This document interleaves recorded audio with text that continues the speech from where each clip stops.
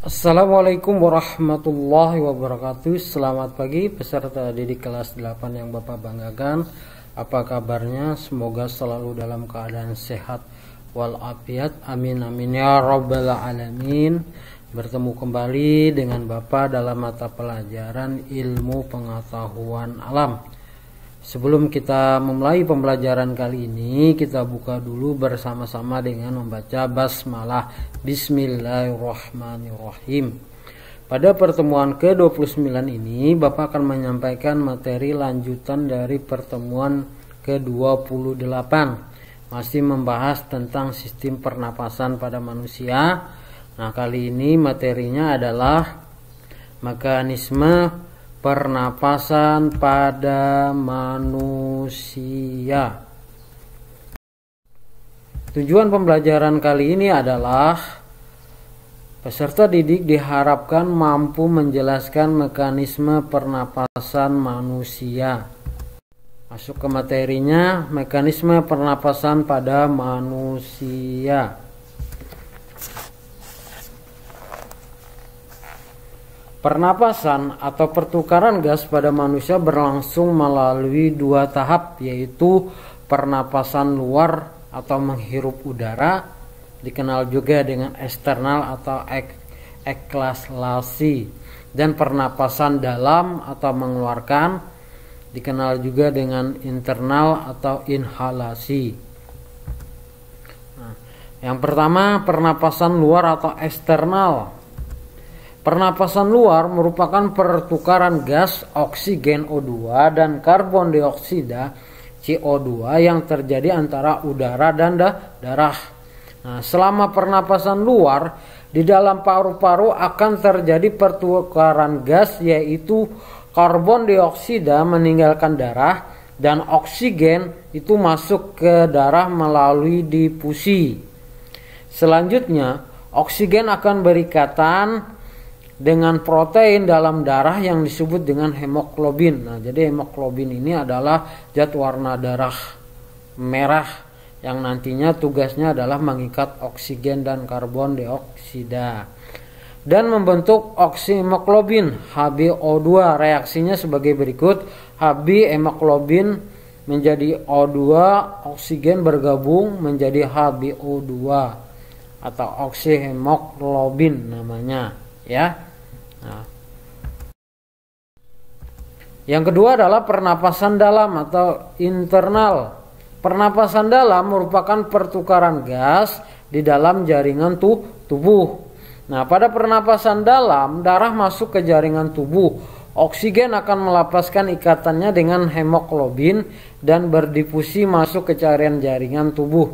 Reaksi kimianya sebagai berikut: HbO2 atau X-hemoglobin pecah menjadi Hb hemoglobin plus O2 yaitu oksigen. Nah, proses difusi oksigen terjadi karena tekanan parsial oksigen dalam kapiler darah itu lebih tinggi daripada tekanan parsial oksigen dalam sel-sel tubuh. Setelah sampai dalam jaringan, gas oksigen digunakan untuk respirasi sel atau pernapasan sel. Makin banyak oksigen yang digunakan oleh sel-sel tubuh, makin banyak karbon dioksida yang terbentuk dari proses respirasi tadi atau pernapasan. Nah, kondisi tersebut mengakibatkan tekanan parsial karbon dioksida dalam sel-sel tubuh lebih tinggi dibandingkan tekanan parsial karbon dioksida dalam kapiler darah.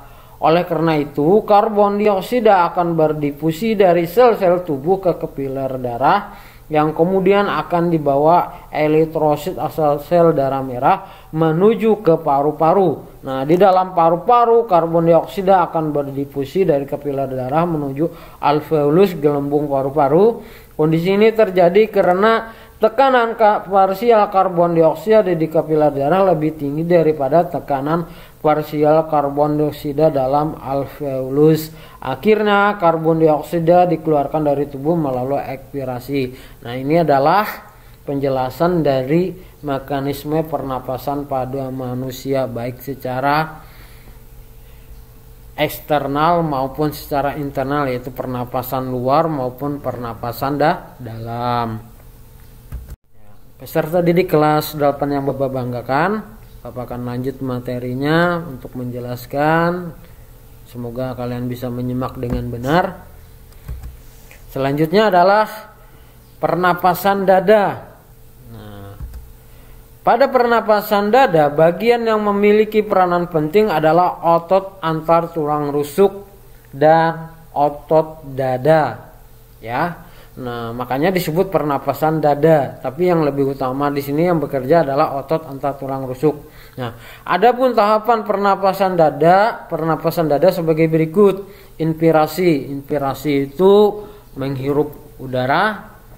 Nah, kalau ekspirasi itu mengeluarkan udara, karbon dioksida tadi.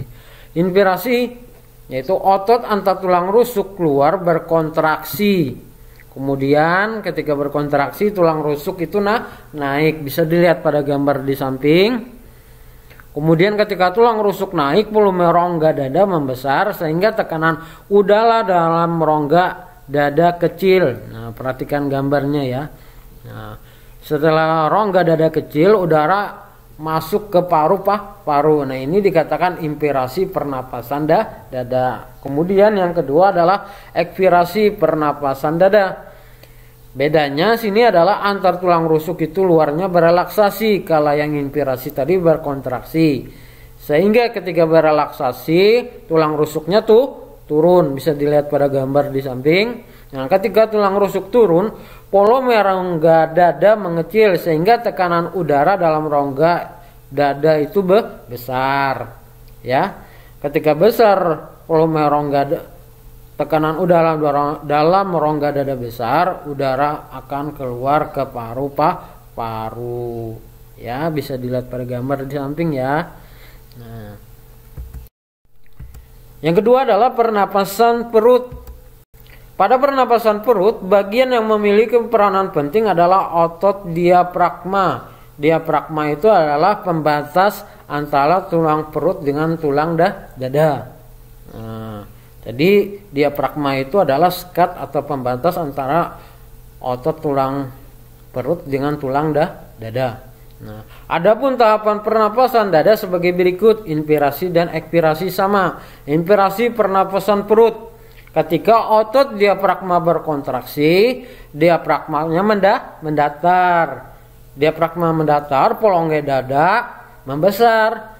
Tekanan udara dalam rongga dada lebih kecil sehingga udara masuk ke paru-paru, bisa dilihat pada gambar di samping. Kemudian ekspirasi pernapasan perut. Otot diafragmanya berelaksasi. Nah, ketika berelaksasi, diafragmanya melengkung sehingga volume rongga dada mengecil. Tekanan udara dalam rongga dada lebih besar sehingga udara keluar ke paru-paru. Nah, bisa dilihat pada gambar ya. Kontraksi itu dia memanjang ya. Nah, sedangkan berkontraksi itu dia memendek. Nah, berelaksasi itu dia kebalikannya, memanjang. Nah, santai ya. Nah, berdasarkan uraian pada materi tadi yang telah Bapak sampaikan, telah diketahui bahwa saat bernapas ada dua peristiwa yang terjadi, yaitu inspirasi dan ekspirasi.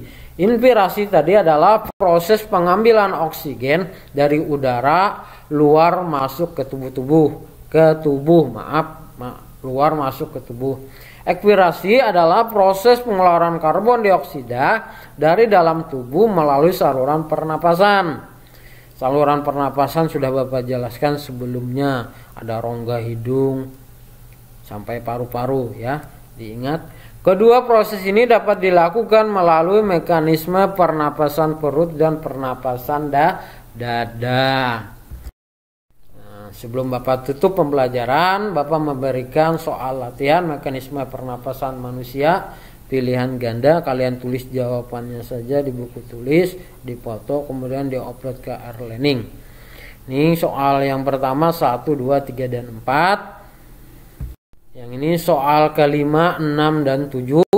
Bisa kalian lihat. Dan selanjutnya soal 8, 9, dan 10. Demikianlah materi kali ini yang dapat Bapak sampaikan. Semoga apa yang Bapak sampaikan meskipun secara singkat tadi bisa dipahami, bisa dimengerti, bisa dibuka kembali ya untuk menambah wawasannya. Kita tutup pembelajaran kali ini dengan membaca hamdalah. Alhamdulillahirabbil alamin. Assalamualaikum warahmatullahi wabarakatuh. Terima kasih.